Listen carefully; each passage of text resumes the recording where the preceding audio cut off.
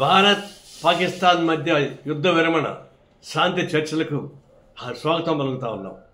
ఇది ఒక విధంగా ఎప్పుడైనా యుద్ధం అనేది మానవాళికి వ్యతిరేకమైంది. అంటే టెర్రరిస్టులు ఇంకా ప్రమాదకారి. అందరూ టెర్రరిస్టులను అంతం చేయడానికి కావాల్సిన ఏర్పాటు చేయాల్సిందే. అది రేపు బయలేటర్ డిస్కషన్లో కూడా పాకిస్తాన్ భారతదేశ మధ్య చర్చల్లో కూడా ఎవరైతే పహల్గామ్లో దాడికి ప్లాన్ చేశారో ఆ టెర్రరిస్ట్ని వెనక్కి తీసుకురావాలా.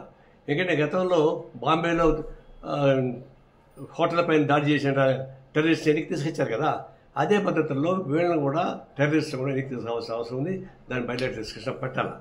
ఇంకొకటి, ఇప్పుడు శాంతి చర్చలు కొనసాగిస్తున్నాయి కదా, మరి ఒకప్పుడు నేను చెప్పిన దాన్ని నాకు నారాయణ పాకిస్తాన్కి పంపిస్తానని చెప్పేసి కొంతమంది బీజేపీ నాయకులు అవాక శాఖలు వాగారు. ఇప్పుడేమంటారు, ఇప్పుడు మోడీని పంపించాలన్నా పాకిస్తాన్కి? అనేక మందిని చనిపోయారు, 26 మంది చనిపోయారు, ముక్కుపచ్చాన్ని పెళ్లి చేయడం సరిపోయింది. అంత బాధపడిన వాళ్ళకంతా కాంపన్సేషన్ ఎవరు ఇస్తారు, వాటిపైన ఎవరు బాధ్యత ఇస్తారు? మరి అవన్నీ లేకుండా ఎందుకు సీజ్ ఫైర్ అయ్యారు? ఎందుకు పీఓకి ఎందుకు ఆక్రమించుకొని వదిలేసి చేశారు? ఇవన్నీ చూసినప్పుడు మీరు టాక్టిఫుల్గా భారతదేశం అడ్డం పెట్టుకొని చేసే వ్యాపారం తప్పకుండా నాకేం కనపడలేదు. సిన్సియర్గా మేము టెర్రరిస్ట్ పైన దాడి చేయమని గిట్టికి చెప్పిన దానికి మమ్మల్ని అపార్థం చేసుకుంటారా? మేము తీవ్రంగా నిరసిస్తున్నాం.